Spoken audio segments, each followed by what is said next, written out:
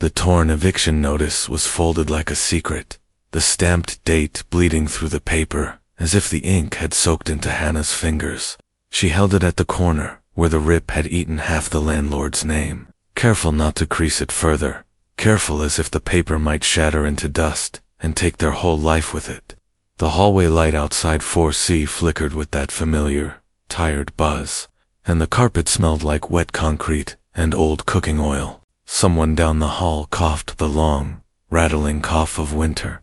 Hana Kim was 13, small for her age, but not fragile. There was a way she stood, shoulders straight even in a threadbare hoodie, that made people think twice before dismissing her. Quiet bravery did not announce itself. It just showed up and refused to leave. She looked at the stamp again, a date in bold red, clean and official. It was the kind of date that told the city she was supposed to be gone by then. It sat on the page like a verdict. In the kitchen, her grandmother's kettle began to hiss. Hana didn't move. She let the sound build until it forced her to breathe. "Are you staring at it again?" her grandmother asked, voice soft but edged with fatigue. Hana slid the notice into her sketchbook, between a page of shaded stairwells and a page of hands. She did it smoothly, like hiding contraband. Just checking the date. Her grandmother, Mrs. Kim, came in with 2 chipped mugs, her hands wrapped around the ceramic, as if the heat could travel into her bones and fix what rent hikes and night shifts had broken. She worked cleaning offices downtown, leaving before dawn and returning with the smell of disinfectant clinging to her sleeves. Hana's mother had been gone for 2 years, gone in the way people said softly, gone in the way that didn't invite questions. The apartment had been held together by routine and stubbornness. Mrs. Kim set one mug down beside Hana's sketchbook. "Tea," she said. "Drink. Your hands are cold." Hana wrapped her fingers around the mug. The warmth felt like permission to stay.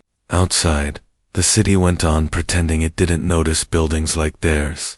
The row buildings sat on the edge of a neighborhood that had started showing up in lifestyle blogs. Coffee shops with bare bulbs and chalkboard menus were replacing corner stores. The city called it revitalization. The tenants called it the beginning of the end. The flyer under doors had been glossy, showing a lobby that didn't exist, a rooftop garden where the roof was currently locked and littered with cigarette butts. The font was clean and friendly. The message was not. Renovation was not a word Hana trusted. Renovation was eviction with nicer fonts. The intimidation didn't arrive as one big threat. It arrived as a pattern meant to feel like coincidence. The heat cut out on cold nights and came back on just before anyone could get an inspector scheduled. The fire alarm went off after midnight more than once, forcing people down the stairs with babies and blankets, while someone laughed outside. And Cal, the super, didn't just shrug, he cashed in. When Mrs. Delgado's key stopped working, Cal leaned into her doorway like he was doing her a favor. "Old hardware," he said. "I can fix it tonight. Cash only. 100. Mrs. Delgado stared at him, still in scrubs, tired eyes blinking. 100. Cal's smile slid sideways. "Or you can wait," he said. "But if the office logs it as tenant-caused damage, they'll bill you more, and they're adding late fees now. Renovation period." He tapped his clipboard like it was law. Mrs. Delgado paid because fear makes people pick the smallest pain. Hana watched from 2 steps up with a laundry basket pressed to her chest. Cal noticed her and raised his voice, performing for the hallway. "Tell your grandma rent's due on time," he said. "No exceptions now. Late fee starts day 1. Hana didn't answer. She didn't give him anything. She memorized the words and the way he used policy like a club. Later, in the laundry room, Hana sat on a plastic chair while the machines rattled. She drew Cal's face from memory, not as a portrait, but as a study of expression. The lazy smirk, the quick glance toward doors, the way his shoulders leaned into intimidation, like it was a habit he'd learned from someone else. When Mrs. Kim came in carrying detergent, Hana didn't show her the drawing yet.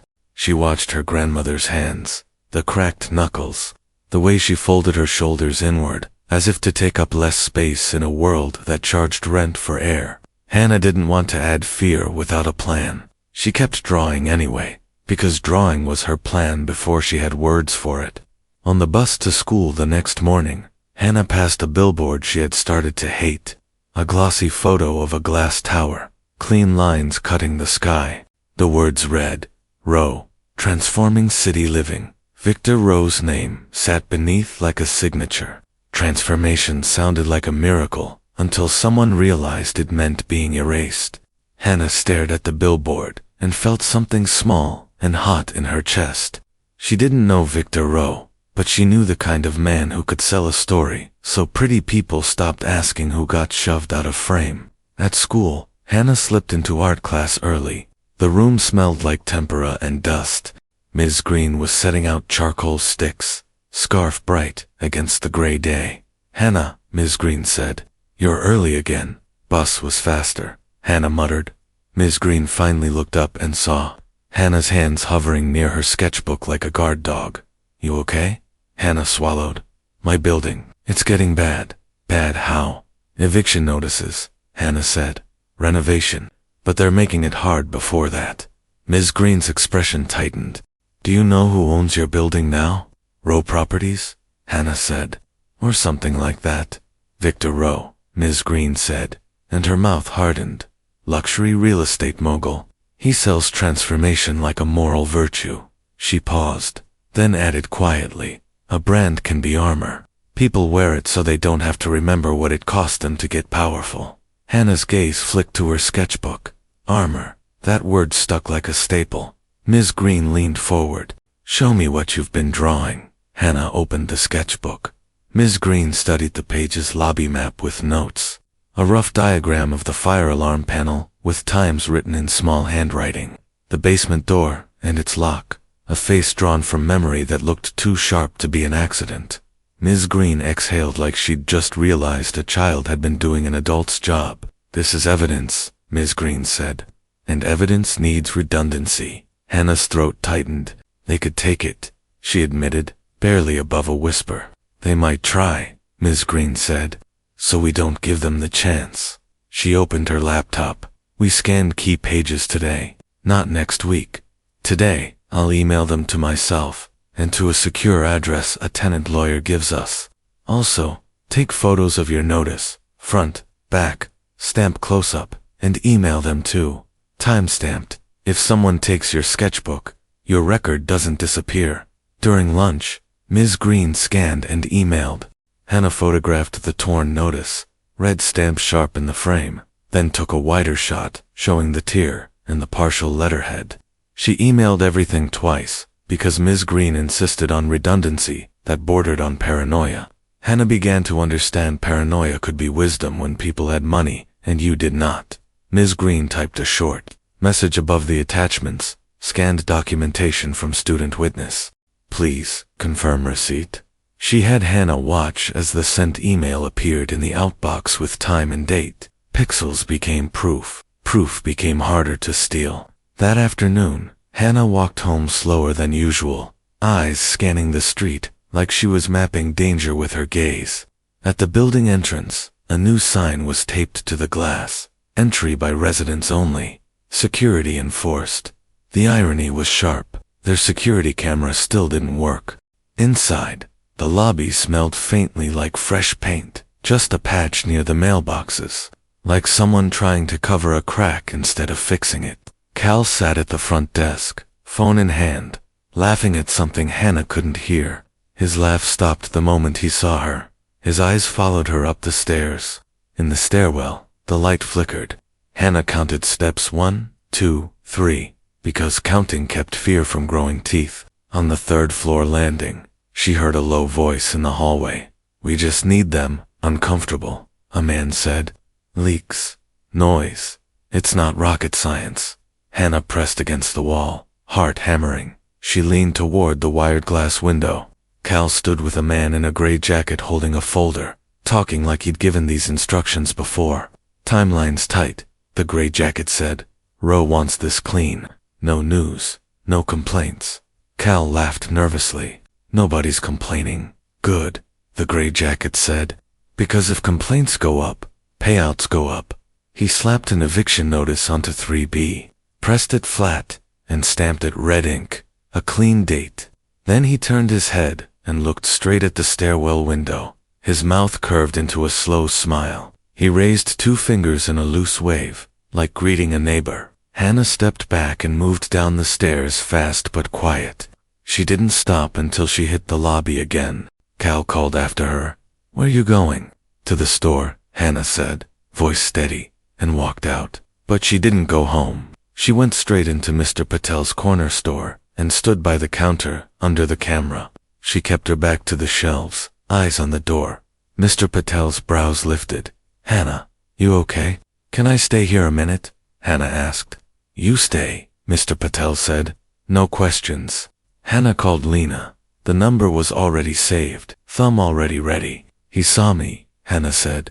"The gray jacket guy stamped a notice in front of me." "Where are you?" Lena asked. "Mr. Patel's store," Hana said. "Camera, people, good," Lena said. "Stay there. Don't go back alone. I'm calling your grandmother. If he appears, stay visible, stay with witnesses." Mrs. Kim arrived, breathless and pale. She grabbed Hana's elbows and then stopped herself, remembering Hana's need for space. "Home," she whispered. "Together," Hana replied. On the walk back, Mrs. Kim tried to keep her voice calm and failed. "Why you look," she whispered, as if Hana had committed a crime by seeing. "Because it happened," Hana said simply. Upstairs, Hana sat at the table and drew. She drew the stamp. She drew the man's hand, flattening paper, like it was routine. She wrote the words she'd heard in the margin. She didn't dramatize it. She just recorded it. A rule formed in Hana's mind and stayed there. If fear was the tool, records were the wrench. The next evening, Lena met them at the community center. Boots scuffed, eyes steady, voice practicable. Lena flipped through the sketchbook slowly. "This is evidence," she said. Ms. Green scanned and emailed. "Yes," Hana said. "Good," Lena said. "We keep redundancy. Now we file complaints with the housing department. That can take weeks. Investigations take months." Lena's pen tapped her notepad once.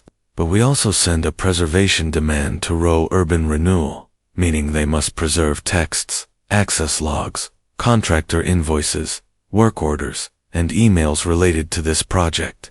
If they lose anything after notice, it becomes a bigger problem for them."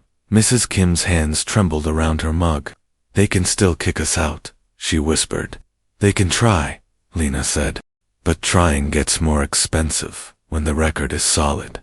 Lena looked at Hana. "And protocol," she added. "Anytime you see the site ops guy, public space, witnesses call." "Every time?" Hana nodded. The rule felt like a line drawn in ink. "There's a renovation meeting next week," Mrs. Kim said. "Basement." "In their basement," Lena said.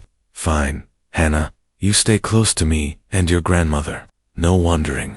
No being alone in hallways." Over the next few days, neighbors started whispering more openly, like Hana's map had given them permission to admit their own pieces. Mrs. Delgado told Lena about the cash fix and the late fee threat. Mr. Jackson, onto it too, admitted he'd found his door frame scratched and didn't tell anyone because he didn't want trouble. A woman on 5D said she'd been offered cash by a stranger who told her she'd save herself stress if she took it fast. Hana listened, asked permission, and wrote the dates in her sketchbook margins with neat handwriting. She didn't push anyone to sign a statement if they weren't ready. She treated their fear like something real, not something to harvest. The day before the meeting, Hana saw the gray jacket outside again, leaning against a black SUV. Cal stood nearby. "Hey, Sketcher," the man called. Hana didn't freeze. She shifted toward the building entrance, where 2 tenants were talking, and walked straight to them. "Witness first." "Don't talk to me," Hana said calmly. "I'm a minor." The man smiled thinly. "Look at you." Hana lifted her phone without drama. Screen lit, thumb hovering, and stepped closer to the tenants so the distance couldn't be closed without witnesses. Then she walked inside with them and called Lena from the lobby, where people could see her. "Good," Lena said. "Logged. Same protocol always." Meeting night arrived with freezing rain.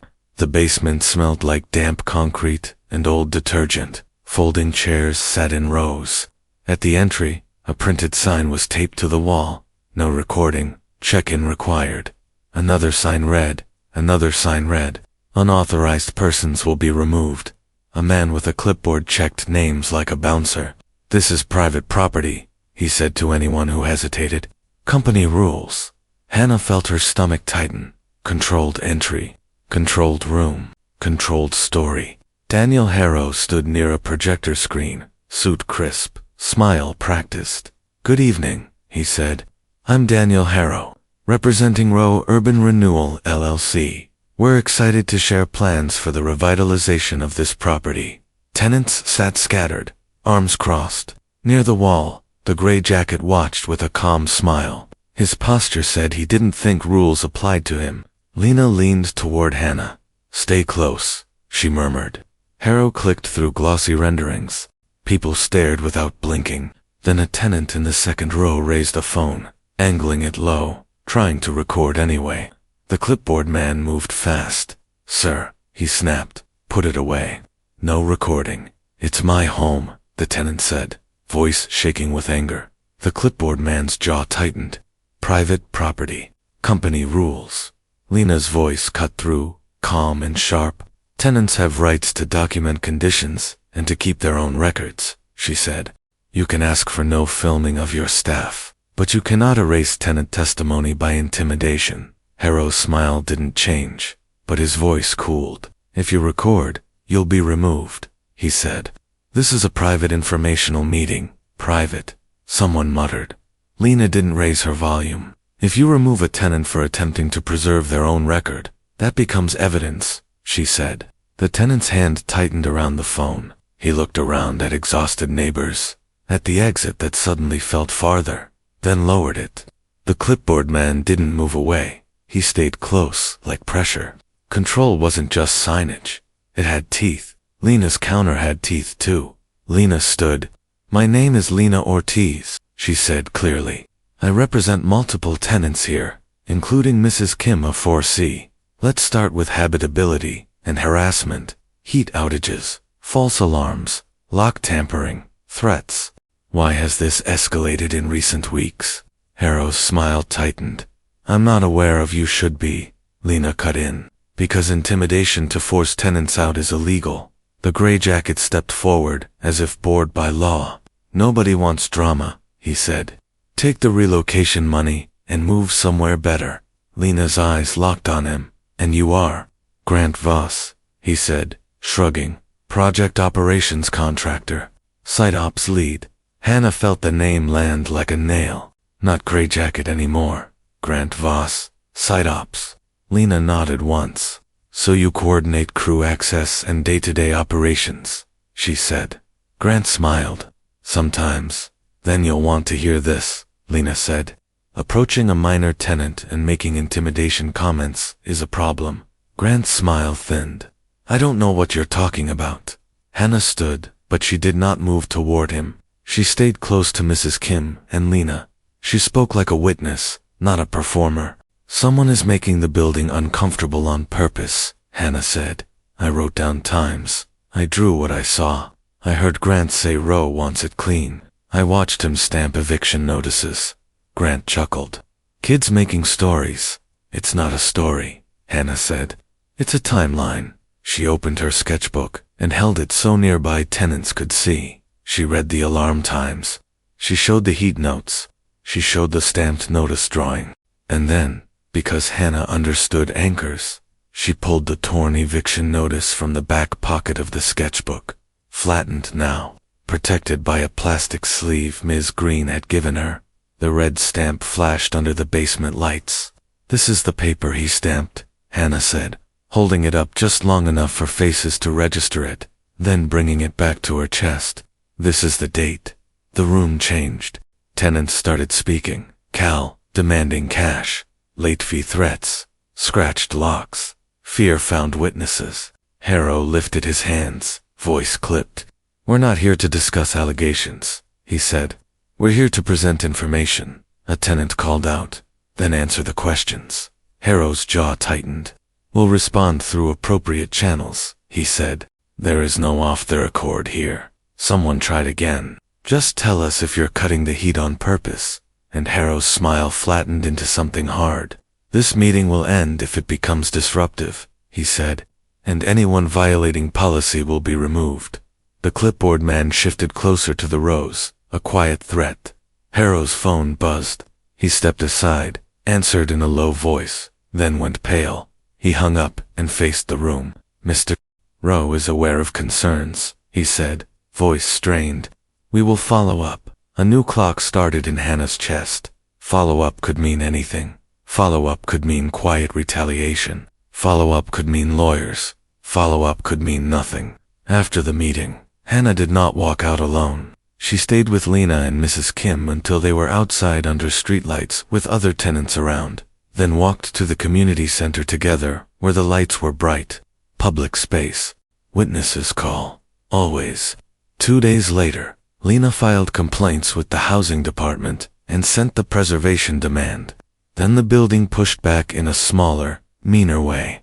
Mrs. Kim went to the front desk to submit a written heat complaint. Cal took the paper, nodded, and slid it into a drawer without looking. I'll file it, he said. The next day, when Mrs. Kim asked for a copy of the complaint log, Cal shrugged. No record, he said, eyes flat. Maybe you didn't submit. Mrs. Kim's face flushed with helpless anger. Hana didn't argue with Cal. She didn't beg him to remember. She opened her phone and showed the time-stamped email Ms. Green had helped her send the same night photos of the complaint. Subject line reading, heat outage report for C, copy for record. Lena was copied. The time and date sat on the screen like a stamp. Cal stared, jaw tight. That's school stuff, he muttered. It's email, Hana said calmly. It has time. Cal's eyes flicked to the lobby camera. That didn't work. Then away. He shut the drawer harder than he needed to. The retaliation didn't land because redundancy had already stolen its teeth. A rule repeated itself in Hana's head, steady as a metronome. Paper disappears. Timestamps don't. That record climbed quickly, not through magic, but because it was organized. Victor Rowe didn't like surprises. He sat in a glass office tower that reflected the river, suit cut precisely, hands clean, posture trained by power. Mara placed a packet on his desk, and he didn't like the weight of it even before he opened it. A complaint is filed with the housing department, Mara said.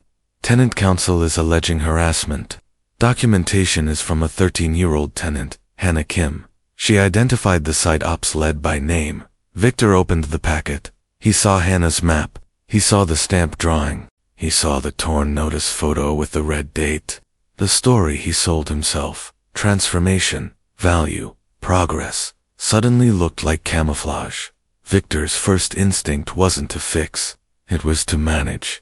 He reached for his phone and tapped his communications director without thinking. I want this quiet, Victor said, voice low. No press. No leaks. Find out who's talking. Mara's expression didn't change, but her eyes flicked to the packet again, to the child's handwriting. It's a minor, Mara said quietly. Victor's jaw tightened, as if the word minor was inconvenient. That's why it needs to be quiet, he said. The communications director's voice crackled through the speaker. Understood. We can push a renovation misunderstanding narrative. We can highlight your community initiatives. Victor stared at the billboard image in his mind, the brand armor he'd built, and felt the familiar comfort of it. Armor meant he didn't have to look too closely at the mess behind the curtain. Then he saw the address fragment on the torn notice, and felt his stomach go cold. It was his mother's old address. Mara returned with the acquisition file. There was a lawsuit in the late 1990s, she said. Tenant harassment. Illegal lockouts. The lead plaintiff was Helena Rowe. Victor's breath stopped for half a beat. His mother's name in legal print hit differently than memory. It made the past official. It made it undeniable. His general counsel, Priya Desai, appeared at the door. Victor, she said, voice tight, we have exposure. If this goes public, reputational damage. If the city substantiates harassment, legal liability. His phone buzzed with an investor call. The voice on the line was clipped. Rowe, handle this quietly. If you pause timelines, you breach. If you cancel, Partners can sue. Quietly. The word again. The word that let powerful people keep moving while weaker people got pushed out of frame. When the call ended, Priya spoke plainly. The board will push back, she said. Partners can sue. You can lose authority. Victor stared at Hana's drawings, and at his mother's name. The armor he'd built around his past felt suddenly thin. Freeze contractor access, Victor said. Now, no notices, no tenant contact without counsel, and we send preservation internally too. Nobody deletes anything.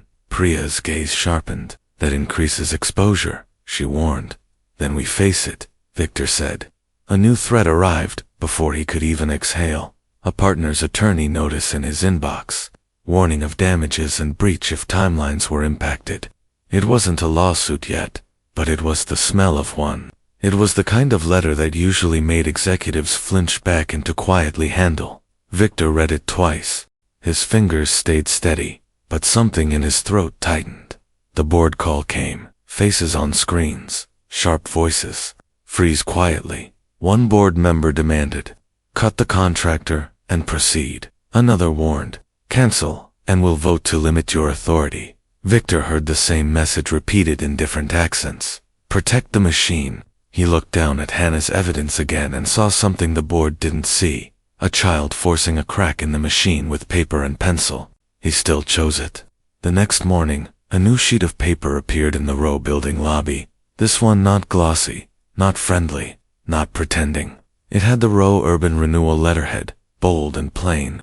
Notice 2 tenants. Effective immediately. Grant Voss and HIS crew are banned from this property. They are not authorized to enter. If they appear, call 911 and the tenant hotline below. Superintendent Calvin Cal Harker is suspended pending investigation. Interim building manager appointed. All tenant reliance payments and relocation. Payments will be dispersed through independent escrow. Details posted with contact info. Tenants gathered under the flickering lobby light, reading it like it might vanish. Hana stood with Mrs. Kim and Lena, her sketchbook open but her eyes on the door. A new clock started. If this notice was real, it would be tested quickly. The interim building manager arrived within hours. Marisol, a woman with a no-nonsense bun and a badge on a lanyard that looked official. She didn't smile too hard. She didn't talk down to anyone. I'm here to keep the building running, Marisol said, voice carrying in the lobby. If your heat is out, you tell me. If your lock is damaged, you tell me. If anyone threatens you, you tell me. There's a hotline posted. There's also a compliance officer contact. A tenant spat on the floor. Too late, he muttered. Marisol didn't argue. Maybe, she said.